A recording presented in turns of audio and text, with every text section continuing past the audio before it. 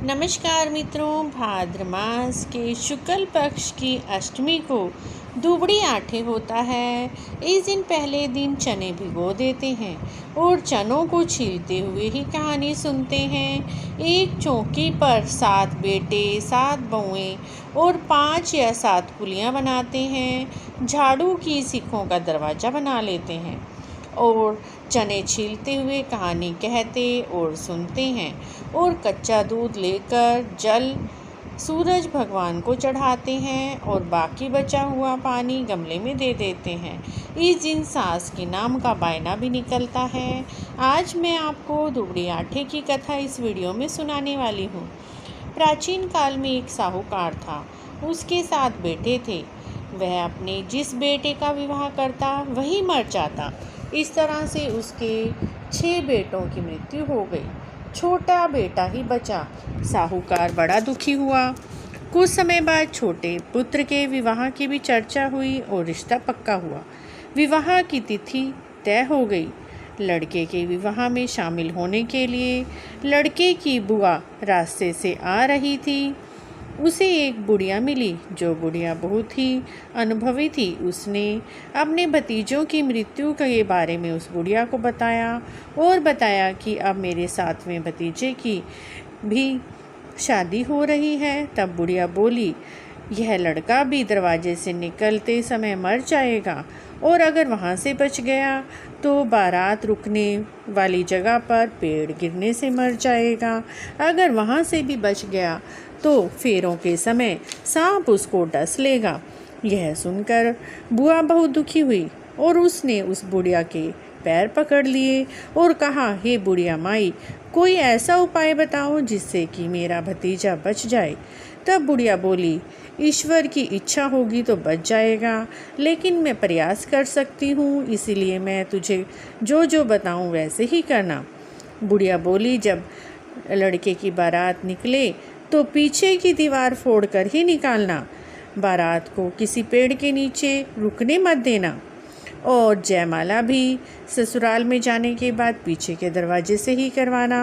और एक कटोरे में दूध लेकर और एक तांता फंसा कर बैठ जाना।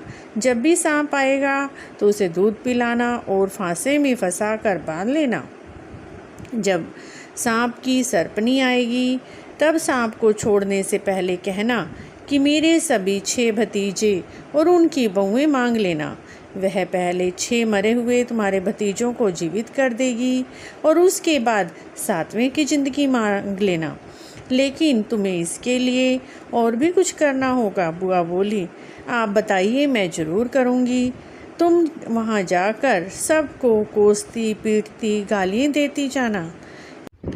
लड़की की बुआ घर पहुंची और सबको कोसने पीटने गालियाँ देने लगी। सभी आश्चर्य में पड़ गए, लेकिन अब क्या करें, वह तो रुक ही नहीं रही थी। बारात जाने का समय हो गया। बुआ वैसे ही सबको गालियाँ देती गई। तब बुआ ने कहा कि मैं अपने भतीजे की बारात को सामने के दरवाजे से नहीं निकलने दूंगी, यह बारात तो पीछे के दरवाजे से निकलेगी।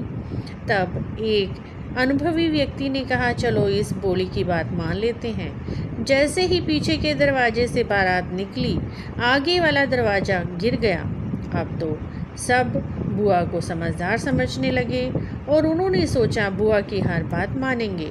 जैसे ही बारात निकली, बुआ ने कहा, मैं भी बारात के साथ चलूँगी। एक व्यक्ति ने कहा, चलो ले चलते हैं। तब आगे बारात बढ़ी।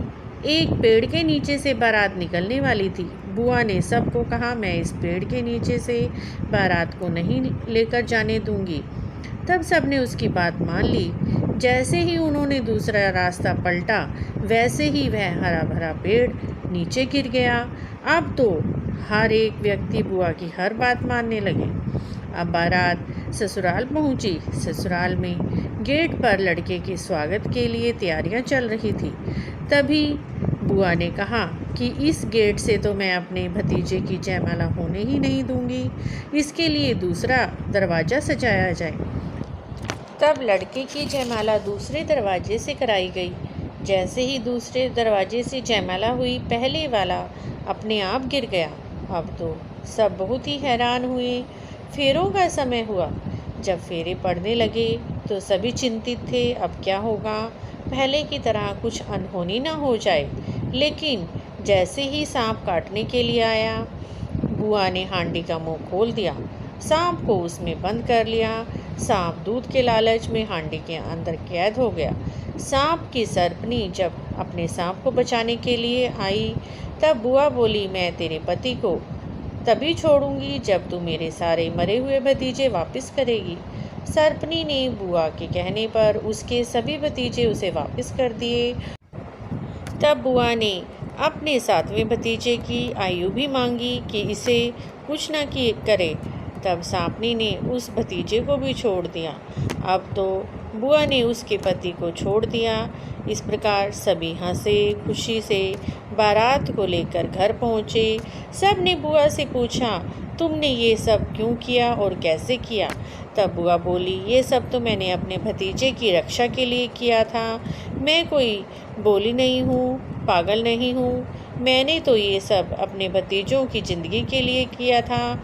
और मैं सभी को कहती हूँ कि हर दुबड़ी आठे की सभी माताएं अपने बच्चों की आयु के लिए और संतान प्राप्ति के लिए दुबड़ी आठे की व्रत अवश्य करें, पूजा करें। और कहा भी जाता है, इस कहानी को कहते सुनते हुंकारा भरते सभी की इच्छाएं दुबड़ी माता पूरी करती हैं। अगर आपको भी मित्रों दुबड़ी आठे की ये कहानी अच्छी लगी है तो प्लीज़ चैनल को ज़रूर सब्सक्राइब करें, लाइक भी करें। दुबड़ी की पूजा विधि भी मेरे चैनल पर देख सकते हैं।